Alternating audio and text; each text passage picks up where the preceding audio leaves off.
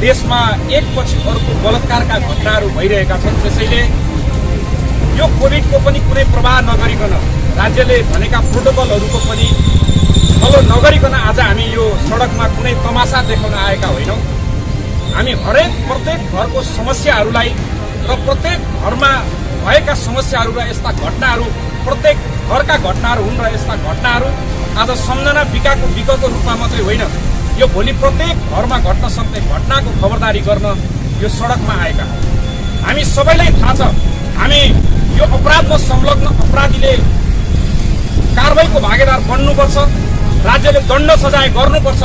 हामी सबैलाई थाहा छ र कुनै पनि अपराधीहरू यस्ता अपराधबाट नउम्किउन् र तिनीहरू जति सक्दो चाँडो कानुनको कठघरामा आउन् भन्ने हामी चाहन्छौँ। तर सवाल एउटा अपराध गरेको अपराधी कानुनको दायरामा आउने मात्रै कुरा होइन। हाम्रो समग्र कुरा भनेको यस्ता अपराध नै हुने कुरालाई कसरी निरुत्साहित गर्न सकिन्छ, कसरी निस्तेज गर्न सकिन्छ। एउटा अपराधीले यस प्रकारको बलात्कार र हत्याका कुनै घटनाहरू घटाउनुभन्दा अगाडि ऊ नशामा छ भने पनि उसले 10 पटक देशको कानुनलाई सम्झेर र यो अपराध पछाडि हुने दण्ड र सजालाई सम्झेर 10 पटक सोचोस् र उसले सेवन गरेको मादक पदार्थले पनि उसलाई छोडोस्। यस्तो प्रकारको कानुन बनाउनु पर्यो, अपराधीलाई दण्डित गर्नु पर्यो र अपराध गर्नुभन्दा अगाडि अपराधीले 10 पटकसम्म सोच्ने यस्तो कठोर कानुन बनाउनु पर्यो, जसलाई हामी भनिरहेका छौँ। देशले यति बेला यस्ता प्रकारका जघन्य अपराधहरूमा फाँसीकै सजायको घोषणा गरोस् भन्ने हामी माग गर्न चाहन्छौँ। आजको दलाल पुँजीवादले, आजको न्यायालयले, आजको प्रहरी प्रशासनले यसका विरुद्धमा आफूलाई तयार पारेको देखिन्न। त्यसकारण सबै युवा साथीहरूलाई म अपिल गर्न चाहन्छु कि यो बलात्कार र यो बलात्कारपछिको हत्याको विरुद्धको आन्दोलन भनेको पितृसत्ता र जात व्यवस्थाले पारिदिएको जुन संस्कृति छ त्यो संस्कृति विरुद्धको अभियान हो। यो अभियानमा लाग्नको निम्ति अनुरोध गर्न चाहन्छु। त्यसको लागि एउटा मात्रै शर्त छ, त्यो भनेको महिलाहरूको स्वतन्त्रता हो। महिलाहरूको स्वतन्त्रताको लागि एउटा मात्रै शर्त छ, महिलाहरूको आत्मनिर्भरता हो। आत्मनिर्भरता बिना यो संसारमा कुनै देश स्वतन्त्र भएन। आत्मनिर्भरता बिना यो देशमा कोही मान्छे स्वतन्त्र हुँदैन। त्यसकारण महिलालाई आत्मनिर्भर बनाउनको निम्ति पहिलो कुरा लाल पूर्जा दिनु पर्यो। लाल पूर्जाबाट सुरु हुन्छ महिलाको आत्मनिर्भरताको यात्रा, अनि मात्रै उसले आफै बाँच्न पाउने उसको अधिकारको ग्यारेन्टी हुन्छ। 12 वर्षीय अबोध बालिका सम्झना कामीलाई असोज 7 गते बलात्कारपछि हत्या गरिएको छ। यो हत्या मानव जातिको इतिहासमा एक बर्बर हत्या हो, एक बर्बर, एक निन्दनीय हत्या हो, जसले सिङ्गो मानव जातिलाई लज्जित मात्रै बनाएको छैन कि आगामी पुस्ताले हामीलाई गर्ने कतिपय प्रश्नहरू पनि यो हत्यासँगै हामीतिर देखिएको सोचिएको हामीले पाउँछौँ। यसको एउटा निरन्तरता छ।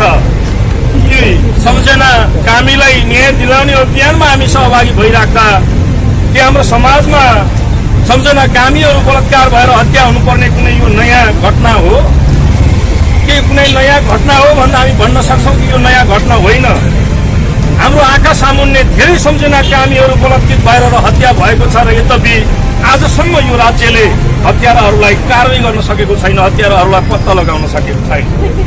निर्मला पन्त, अङ्गिरा पासीहरूको मृत्युसँगै अर्को एउटा नयाँ श्रृङ्खला सम्झना कामीहरूको बलात्कारपछि हत्या भएको छ र यसरी हेर्दा रूपमा हेर्दा यो हत्यामा कोही एबीसीडी कोही अरूको संलग्नता हुन सक्छ, तर सारमा यो हत्यामा कहीँ न कहीँ आजको सत्ताले, आजको व्यवस्थाले जुन कल्चर, जुन संस्कृतिको डेभलप गरेको छ, यी हत्याहरूमा आजको सत्ता जिम्मेवार छ। आजको सत्ताले निर्माण गरेको संस्कृति जिम्मेवार छ। यदि यो सत्ता जिम्मेवार छैन भने हामीले यहाँ बुझ्नुपर्ने अर्को विषय के छ भने निर्मला पन्तको हत्यारालाई सजाय दिने सन्दर्भमा वा निर्मला पन्तलाई न्याय दिने सन्दर्भमा राज्यले जुन प्रकारको न्याय प्रणालीलाई करार गर्यो त्यही न्याय प्रणालीमा टेकेर आज सम्झना कामीहरूको हत्या भएको छ। त्यसैले यो हत्याको निरूपणको विषयमा हामीले चर्चा गर्दै गर्दा यो हत्या यो राज्य सत्तासँग यसको सम्बन्ध के हो, यसको अन्तर्विरोध के हो हामीले खोज्न जरुरी छ, यसको अध्ययन गर्न जरुरी छ। अर्को विषय यो जात व्यवस्थाको एउटा परिणति पनि हो भन्ने हामीलाई लाग्छ कि नेपालको कानुनले पनि मूलतः जातीय विभेदको आधारमा कुनै पनि उत्पीडन पारिने छैन भनेको छ। कानुन त त्यो कुरा लेखिएको भए पनि आज जनताको जीवनलाई हेर्ने सन्दर्भमा आज उत्पीडित जनतालाई वर्गलाई समेट्ने सन्दर्भमा यही छ। हामीलाई के लाग्छ भने जात व्यवस्था आज कायम छ र मूलत यसको संरक्षण अहिलेको दलाल प्रतिक्रियावादी सत्ताले गरेको छ, अहिलेको सरकारले गरेको छ। मान्छेलाई जन्मको आधारमा दलित भन्ने, जन्मको आधारमा अछुत देख्ने यो सत्ता वास्तवमा दलित हो, यो सत्ता वास्तवमा अछुत हो। त्यस हुनाले यसको अन्तर्विरोध, त्यस हुनाले यसको समस्या, यसको दर्ता यो सत्तासँग छ भन्ने कुरा हामीले बुझ्न जरुरी छ। हामीलाई खड्केको विषय के हो भने यो देशमा उत्पीडित जनताहरूको राज्य छ कि छैन, उत्पीडित मजदुरहरूको यो देशमा राज्य छ कि छैन, महिलाहरूको यो देशमा राज्य सत्ता छ कि छैन, दलित र जनजातिहरूको सीमान्तकृतहरूको अल्पसंख्यकहरूको यो देशमा राज्य छ कि छैन, यो देशमा कानुन छ कि छैन, यो देशमा न्यायालय छ कि छैन, यो देशमा उनीहरूको सुरक्षा छ कि छैन। र हामीले के देख्छौँ भने वास्तवमा पीडितहरूको यो देशमा राज्य छैन, पीडितहरूको यो देशमा कुनै कानुन छैन, उत्पीडित जातिहरूको, वर्गहरूको, क्षेत्रहरूको, समुदायहरूको, महिलाहरूको, दलितहरूको, आदिवासीहरूको, सीमान्तकृतहरूको यो देशमा राज्य छैन।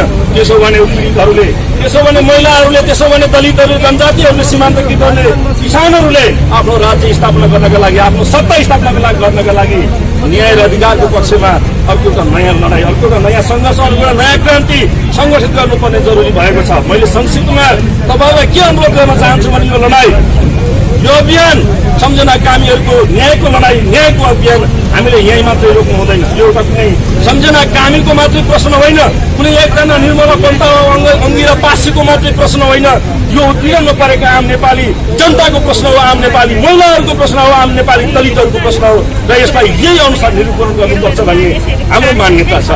र म भने कि आजको विद्यमान पुँजीवादी विश्व व्यवस्था र पुरुषवाद धेरै सङ्कटहरूको जडता हो।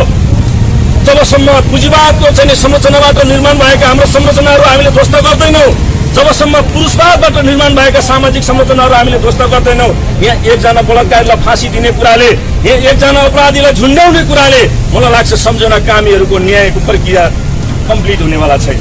एकजना बलात्कारीलाई फाँसी दिन यही राज्यले व्यवस्थापन गर्ला, एकजना सम्झनालाई शहीदको राज्यले घोषणा गरिदिएला, उनीहरू हामीले ध्वस्त गर्दैनौँ। यहाँ एकजना बलात्कारीलाई फाँसी दिने कुराले, यहाँ एकजना अपराधीलाई झुन्ड्याउने कुराले मलाई लाग्छ सम्झना कामीहरूको न्यायको प्रक्रिया कम्प्लिट हुनेवाला छैन।